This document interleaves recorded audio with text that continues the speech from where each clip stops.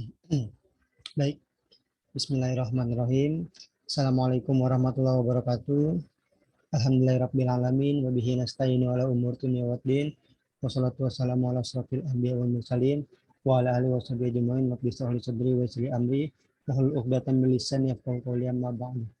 Yang saya hormati Bapak Tan Paul Lubis selaku dosen pengampu mata kuliah pembelajaran Quran Hadis. Yang saya hormati para rekan-rekan mahasiswa kelas karyawan yang telah menonton video ini. Semoga dalam video presentasi saya kali ini teman-teman bisa memahami dan juga dapat berdiskusi untuk nanti di dalam Google Meet atau Zoom nanti.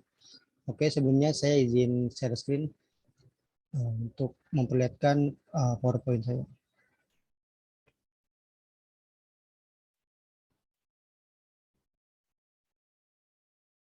Baik.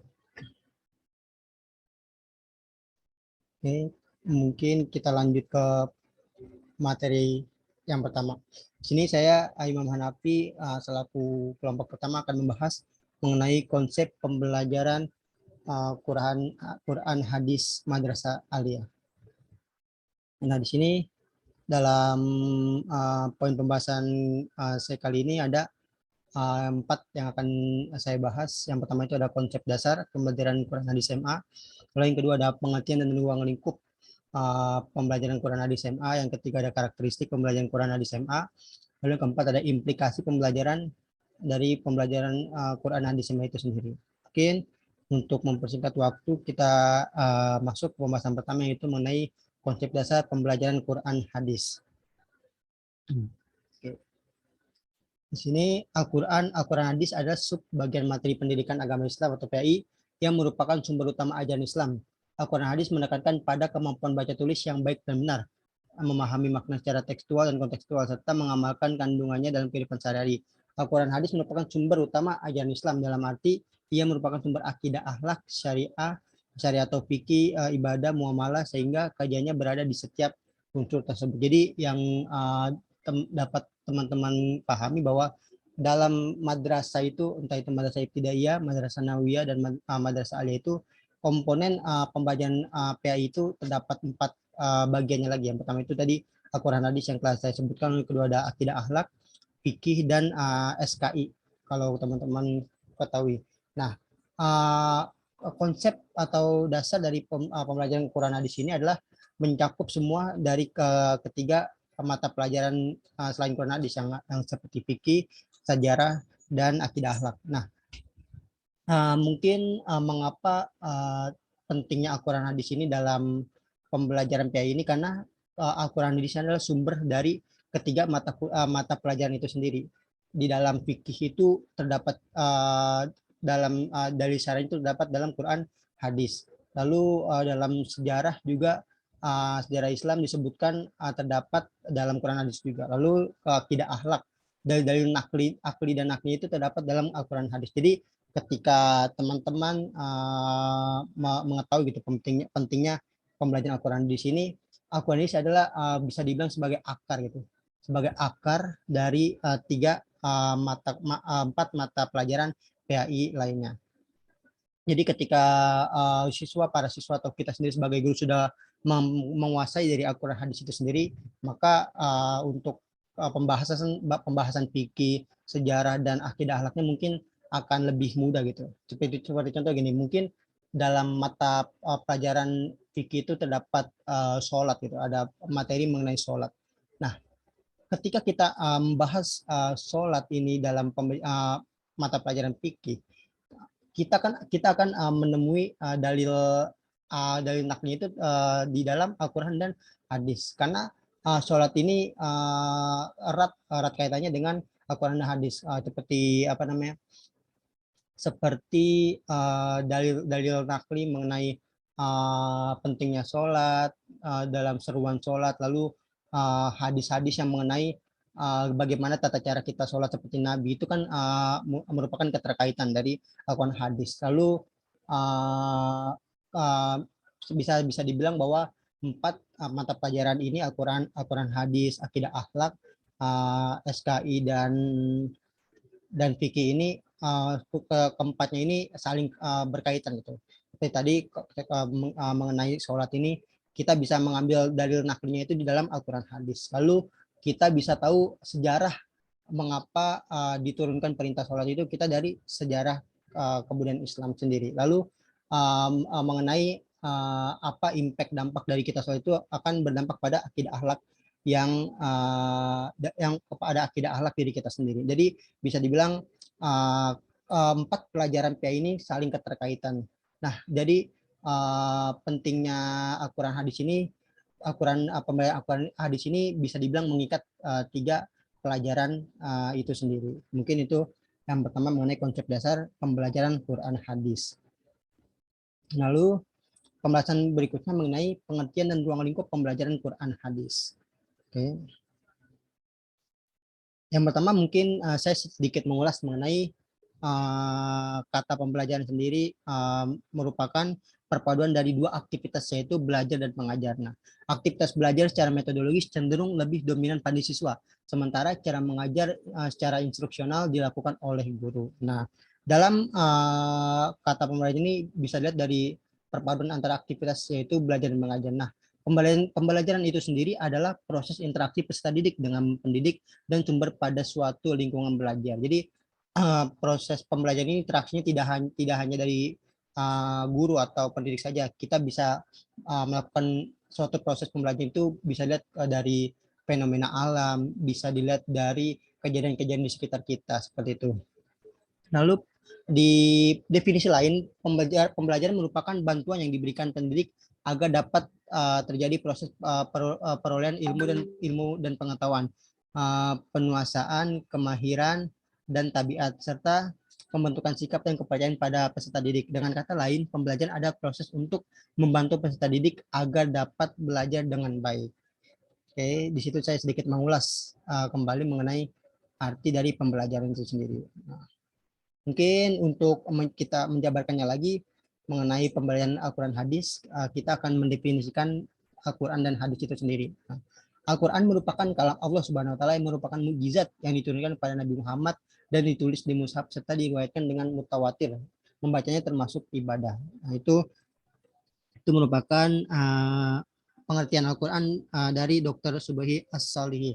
Nah, lalu yang kedua ada definisi dari hadis itu sendiri. Nah, hadis itu merupakan segala ucapan, segala perbuatan dan segala keadaan atau perilaku Nabi Muhammad SAW. Nah, definisi tersebut menyatakan bahwa yang termasuk dalam kategori hadis adalah perkataan Nabi atau qauliyah, perbuatan Nabi atau fi'liyah, dan segala keadaan Nabi yaitu ahwaliyah.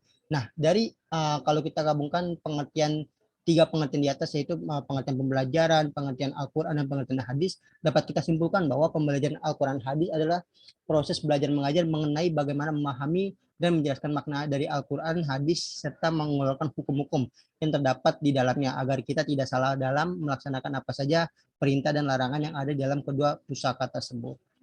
Oke.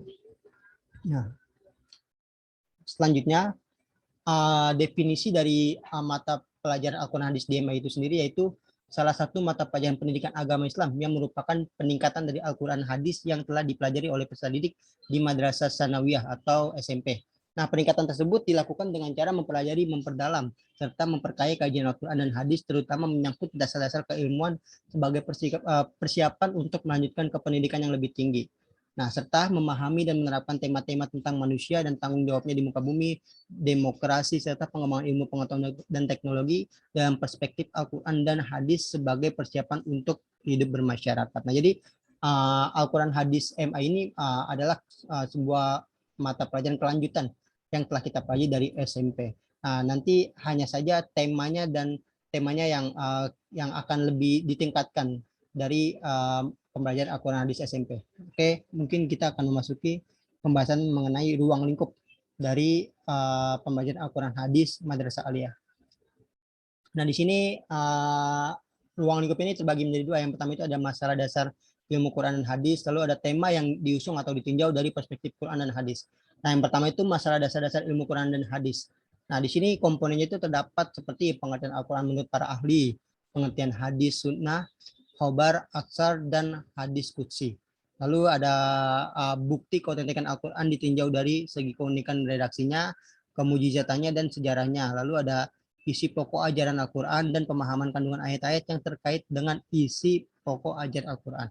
Lalu ada masalah mengenai fungsi Al-Quran dalam kehidupan, fungsi hadis terhadap Al-Quran, lalu pengenalan kitab-kitab yang berhubungan dengan cara-cara mencari surat dan ayat dalam Al-Quran. Serta yang terakhir ada pembagian hadis dari segi kuantitas dan kualitasnya. Mungkin ini adalah ruang lingkup mengenai masalah-masalah dasar dari ilmu Al-Quran dan hadis itu sendiri. Nah, lalu tema yang diusung atau yang ditinjau dalam pembelajaran Al-Quran dan hadis Madrasah Aliyah ini yaitu mungkin teman-teman bisa baca di sini dalam temanya itu mengenai manusia dan tugasnya sebagai khalifah di bumi. Lalu ada demokrasi dan musyawarah mufakat, keikhlasan dalam beribadah, nikmat Allah dan cara mensyukurinya, perintah menjaga kelestarian lingkungan hidup, pola hidup sederhana, dan perintah menyantuni para duafa.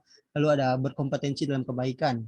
Lalu ada amar ma'ruf nahi munkar. Lalu ada ujian dan jawaban manusia, tanggung jawab manusia terhadap keluarga dan masyarakat, berperilaku adil dan jujur, toleransi dan etika pergaulan, etos kerja, makanan yang halal dan baik, dan ilmu pengetahuan teknologi. Jadi tema yang diusung dari pembelajaran Al-Quran hadis MA ini ada suatu peningkatan gitu dari pembelajaran yang sudah dipelajari dari pembelajaran Al-Quran hadis di Madrasah Sanawiyah. Mungkin seperti itu.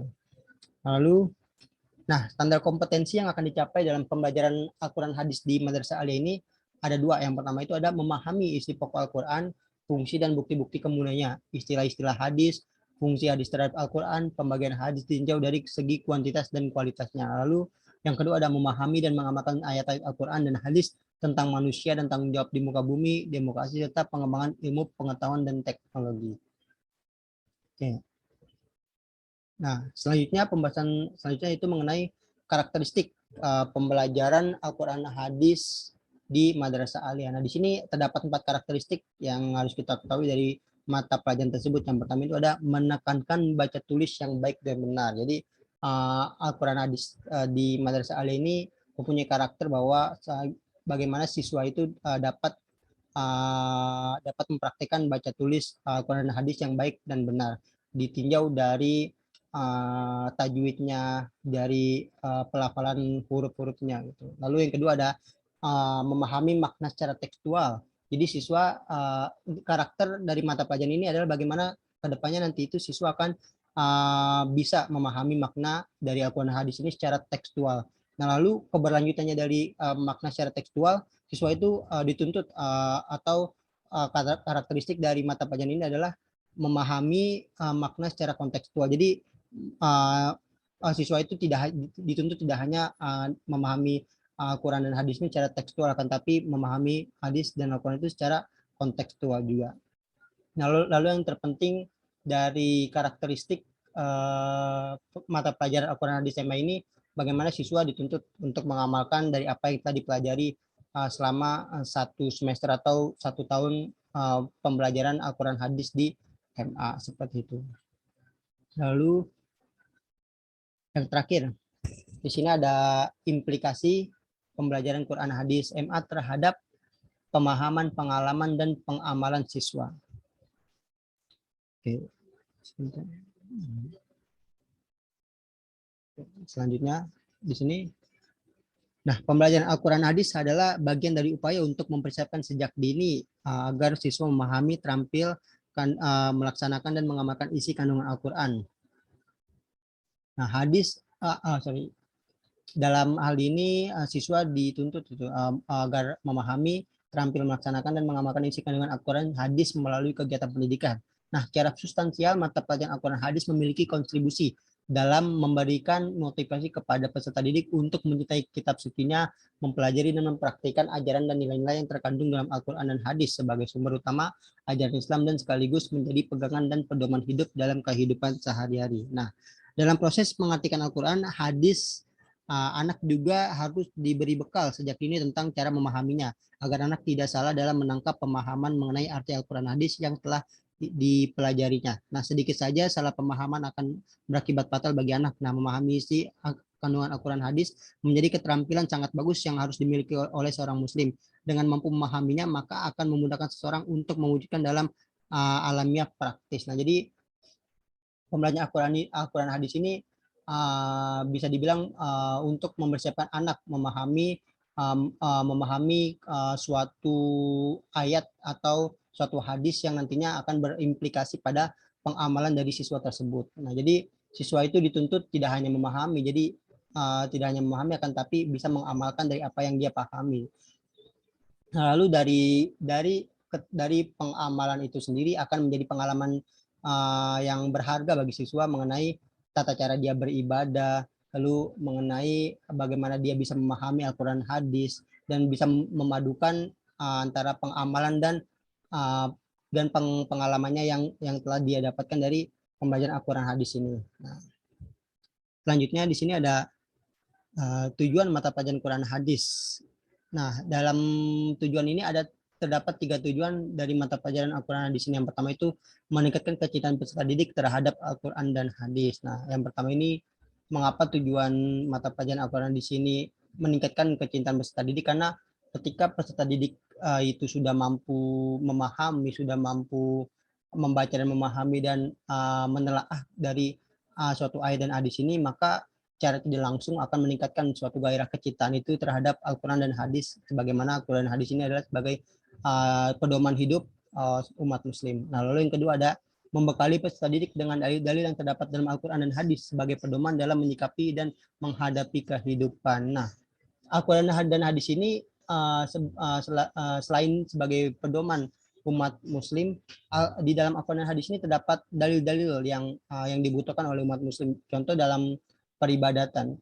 Jadi ketika siswa itu sudah mengetahui bahwa dia dianjurkan untuk sholat, siswa sudah tahu, sudah bisa gitu menemukan dalil-dalil apa saja nih yang terdapat unsur perintah sholat. Lalu hadis apa saja yang mengenai bagaimana tata cara sholat. Nah, karena menurut saya siswa itu tidak hanya dituntut itu tidak hanya harus tahu gitu mengenai perintah sholat, akan tapi harus memahami apa saja sih ayat-ayat yang menyerukan kita sebagai muslim untuk sholat, lalu dalil-dalil apa saja yang terdapat dalam Al-Quran mengenai sholat, lalu bagaimana perspektif hadis terhadap sholat, karena dalam hadis itu banyak riwayat gitu mengenai tata cara sholat yang baik dan benar. Mungkin dari situ siswa akan dibekali bagaimana caranya untuk menyikapi dan menghadapi suatu kehidupan. Nah, lalu yang ketiga ada meningkatkan pemahaman dan pengamalan isi kandung Al-Quran dan hadis yang dilandasi oleh dasar-dasar keilmuan tentang Al-Quran dan hadis. Jadi bisa dibilang Al-Quran hadis ini harus ditanamkan pada siswa itu agar siswa itu dapat menjadikan Al-Quran hadis ini sebagai pemahaman dan pengamalan isi dari kandungan Al-Quran itu sendiri dan hadis itu sendiri. Karena Al-Quran dan hadis ini merupakan landasan fundamental yang harus kita ketahui sebagai dasar-dasar keilmuan tentang menjalani roda kehidupan di dunia ini. Oke. Mungkin itu saja yang dapat saya sampaikan mengenai pembelajaran Al-Quran dan hadis ini di Madrasah Aliyah. Mungkin kalau untuk ada yang kurang jelas mungkin tadi mungkin akan kita bisa diskusikan dalam Google Meet nanti. Oke, mungkin itu saja yang dapat saya sampaikan. Kurang lebihnya mohon maaf. Akhirul kalam, wassalamualaikum warahmatullahi wabarakatuh.